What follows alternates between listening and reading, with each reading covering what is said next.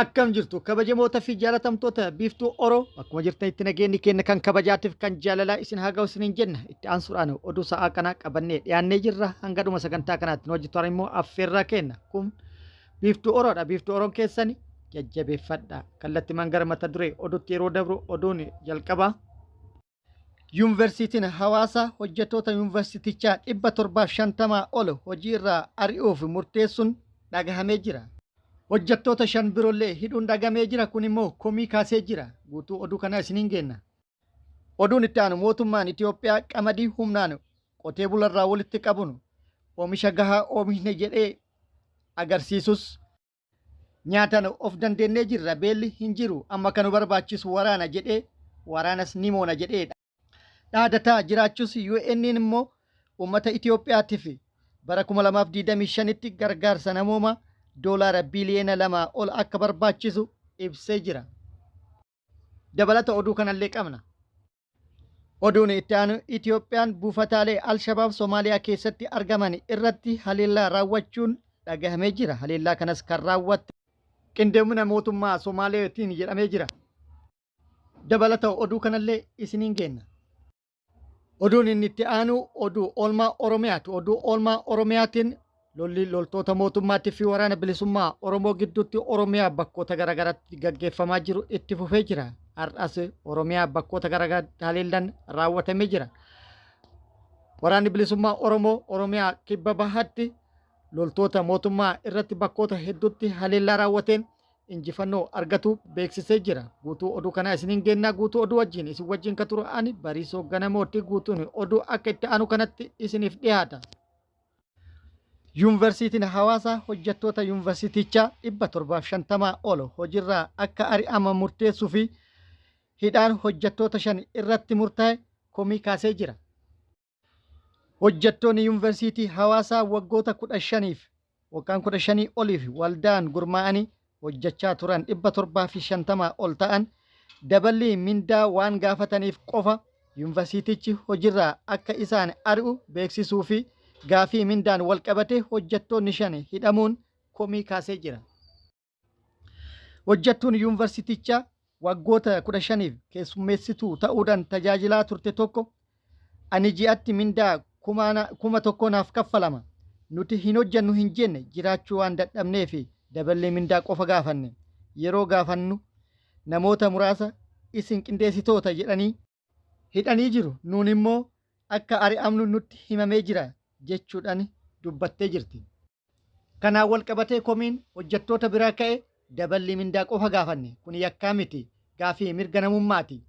Kun yakka ta'eetiniin hojiirraa ari'amuun kenna maalidhaafi rakkoon kana mariidhaan furamuu osoo danda'amu tarkaanfii akkanaatitti seenuun yookaan tarkaanfii akkanaa nurratti fudhatu maaliif barbaachise jechuudhaan komii qaban hojjettoonni ibsanii jiru. UN'n Itoophiyaatti gargaarsa namoomaa bara 2025tti godhamuuf doolaara biliyoona 2 akka barbaachisu beeksisee jira.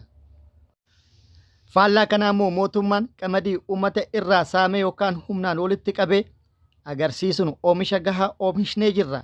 Nyaataan of dandeenyee jirra waan jedhu fakkaataa jira.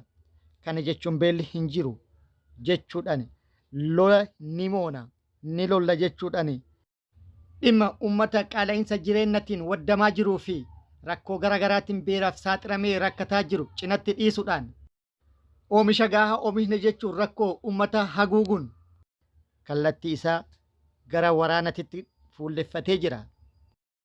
Kun akkuma jirutti ta'ee waajjirri qindeessaa dhimmoota namooma dhaabbata mootummoota gamtoomanii bara 2025tti Itoophiyaa keessatti gargaarsi namoomaa dhiyeessuuf mallaqa doolaara biliyoona 2 akka barbaachisu tilmaamee jira.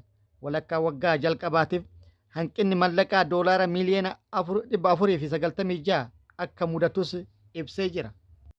Kana jechuun akka mootummaan Itoophiyaa jedhu osoo hin taane Itoophiyaan rakkoo fi beela keessa akka jirtu waan agarsiisudha.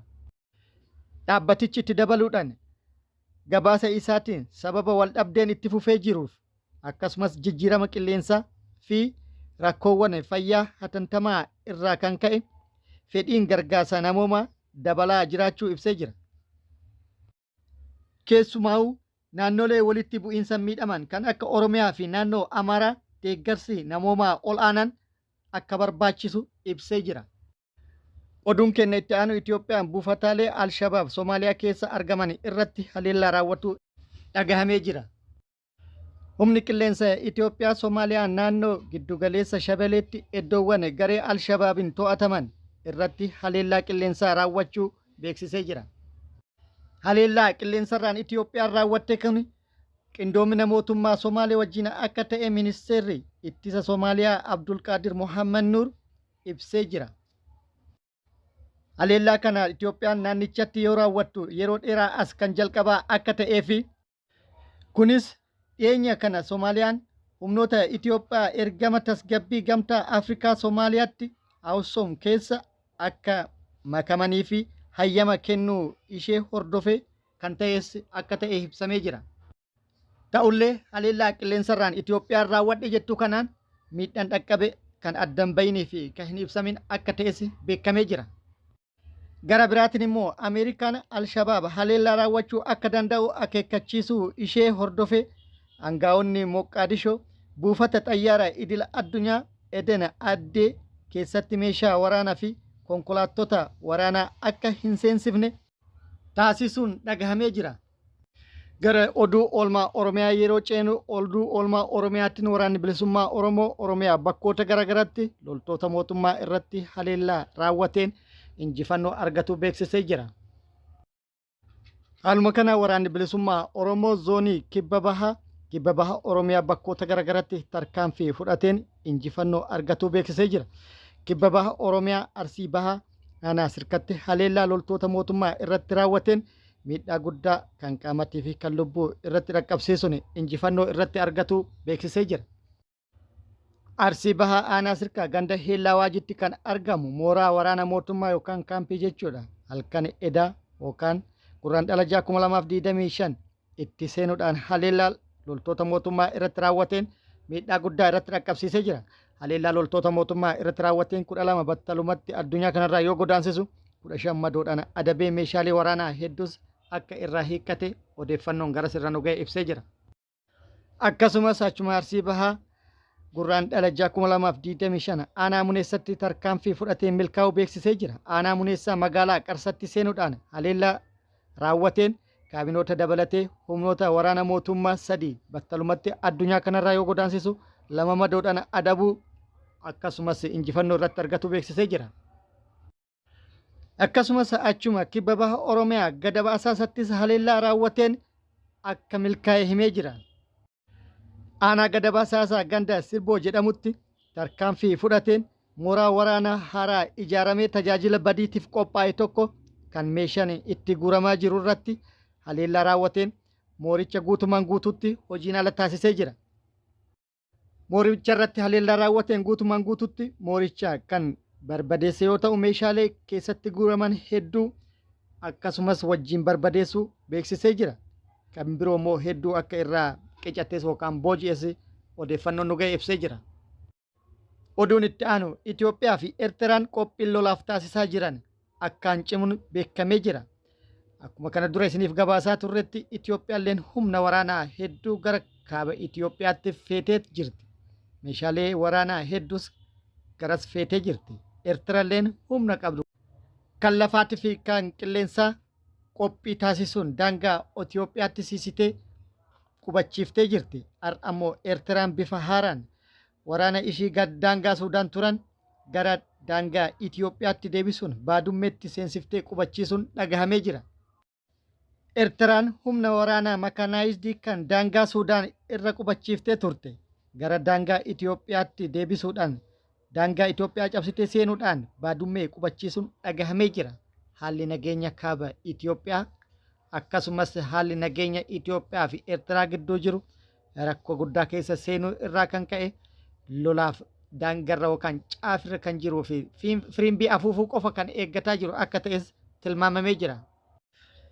Oduu biyya alaatiin Israa'el seera Eertiraanota yookaan lammiilee Eertiraa biyya isaaniitti deebisu hayyamu baastee jirti. Akka seera kanaatti ministeerri dhimma biyya keessaa gabaasa poolisii fi abbaa taayitaa immigireeshinii irraa argatuun warra koolugaltummaa gaafatan biyyatti deebisuu aangoo qaba. Kaayyoon seera kana namoota dhugumatti miidhaa fi hacuuccaan biyyatti irra gahee jalaa baqatanii fi akkasumas namoota mootummaa deeggaran adda baasuudhaan kan biyyatti deebisu akka ta'edha seerri bahe. Kabajamoota fi jaalatamtoota hordoftoota biiftuu Oroo oduu namaaf qabadhe kan hanga ammaa kana guutuu oduu wajjin isin wajjin ka ture ani Bariisoo Ganamooti. Hanga yeroo itti aanutti deebinee wal agarrutti nageenyi rabbii isiniif haa baay'atu. Nagatti nu turan hawwii kennaa nagatti nu tura.